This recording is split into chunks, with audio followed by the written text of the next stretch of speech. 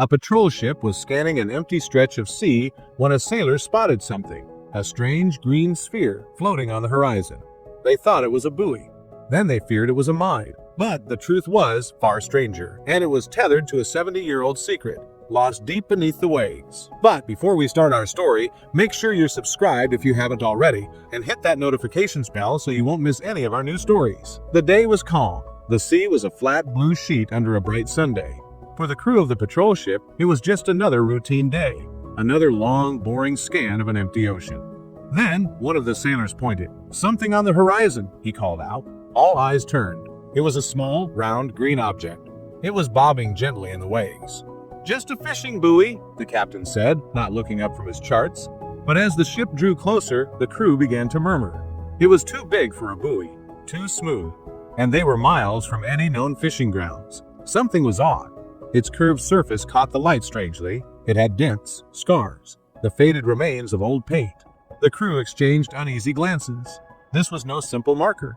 The captain finally looked up. He narrowed his eyes. "Bring us closer," he ordered. The ship slowly edged toward the drifting object. The strange ball loomed larger than they had expected. A sailor threw a grappling hook. It tapped against the surface with a sharp, hollow clang. Metal, not plastic or wood. The sound rang across the quiet deck, and a new tension settled over the crew. "It's metal," one man muttered. "If it's heavy metal, it's not just floating by chance." A shiver of unease went through the men. The captain motioned for the rope to be pulled tighter. The ball rocked in the water, and another clang echoed, louder this time. The sound was unnerving, like striking an old, rusted tank. On deck, the men argued. Some insisted it was just debris. Others were convinced it was military equipment, something dangerous. Nobody wanted to be wrong if it turned out to be something that could explode. Then one sailor broke the silence, his voice low. "What if it's a mine?" The word spread like a virus. Mine. Everyone stiffened. Old naval mines, relics from forgotten wars, had been known to drift for decades. The object's size and strange dents only made the possibility feel more real. The air grew thick with unspoken fear. Despite their unease, a heavy rope was secured around it. But as the line tightened, the ball didn't move freely. It felt anchored, as if it were connected to something deep below. The crew's expressions shifted. It wasn't just drifting. Something was deliberately keeping it there. A marker. But for what? The captain lifted his radio to call command. He reported their coordinates, describing the strange object. But after a short crackling reply, the line went silent. Static. He tried again. No answer. The crew shifted uncomfortably. They were alone with the strange ball. The sea suddenly felt much bigger and much deeper. A sudden shift in the current tugged at the rope. It jerked hard against the railing. The ball bobbed lower in the water, revealing a faint, rusted loop at its top where the tether was attached. The rope strained. Whatever held it from below wasn't light. This was no simple anchor. The men exchanged worried looks. They weren't just dealing with a floating sphere. Something else waited in the darkness below. What was down there? The question hung in the air. There was only one way to find out. The decision was made. Divers would go down. The mood on the deck changed. The nervous chatter was gone. It was replaced by a grim, focused silence.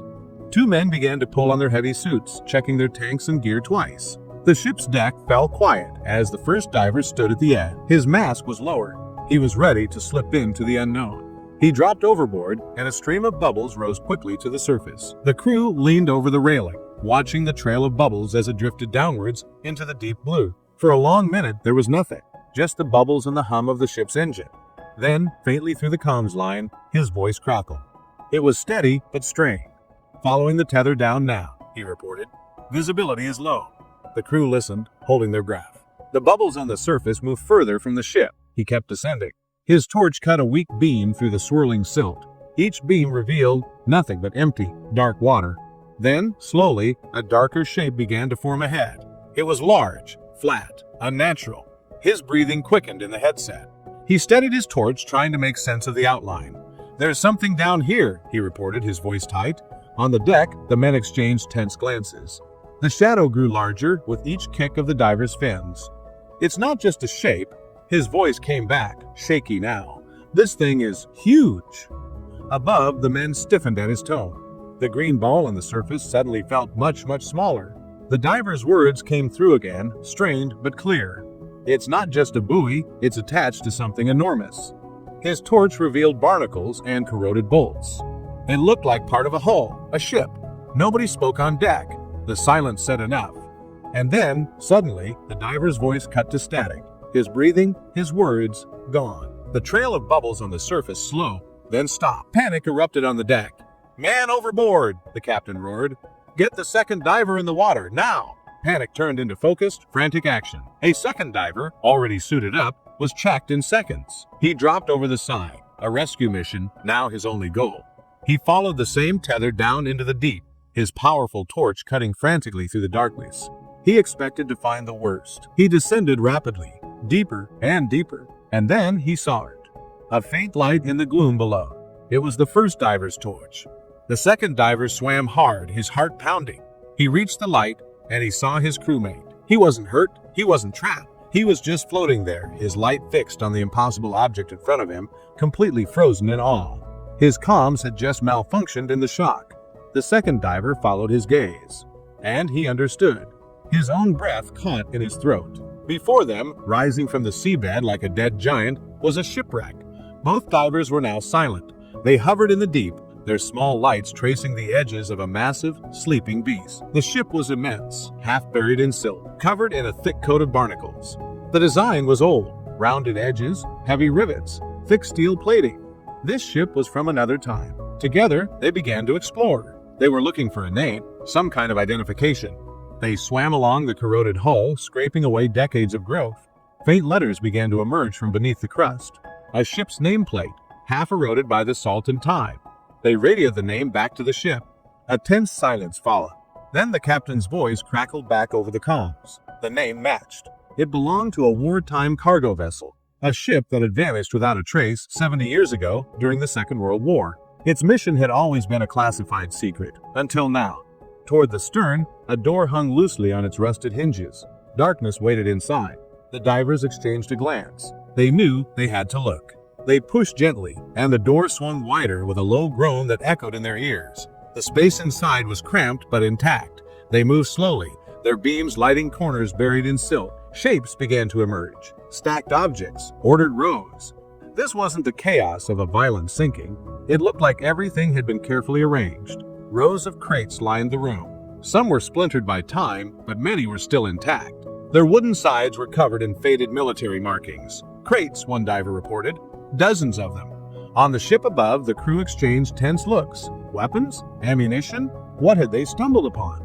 The divers brushed more sediment away. They saw stenciled warning symbols on the side of one box, the kind used in wartime for hazardous materials. They froze for a moment, but as they cleared more of the label, they realized the symbols weren't for explosives. They were for fragile, protected storage, something valuable, but not dangerous. The mystery only grew. They managed to pry the lid off one of the waterlogged crates. It came away with a splintering crack. They shone their torches inside, and they saw the truth. There were no bombs, no rifles, no instruments of war. The crate was filled with preserved tins, faded packages, and glass bottles. It was medicine, bandages, food rations meant for civilians. The ship hadn't carried weapons at all. Its secret mission had been one of relief, not war. It was a hospital ship, or a supply vessel, trying to bring aid to a war-torn population when it sank. The strange green sphere wasn't marking a warship. It was marking a vessel of mercy. The final realization sent a chill through both divers. The sphere hadn't drifted here by accident. It had been deliberately placed. Someone knew the ship was here. They had wanted it to be traceable, but not openly revealed. It was a secret memorial, a hidden tombstone for a forgotten act of heroism. Above, the crew of the patrol ship felt the weight of the discovery. The story of the lost ship was finally being told. They had started their day on a boring patrol. They found a strange green ball and feared it was a weapon of war. Instead, they had uncovered a 70-year-old story of a mission of peace, a monument to hope, resting in the silent darkness, waiting for its story to be brought back into the light.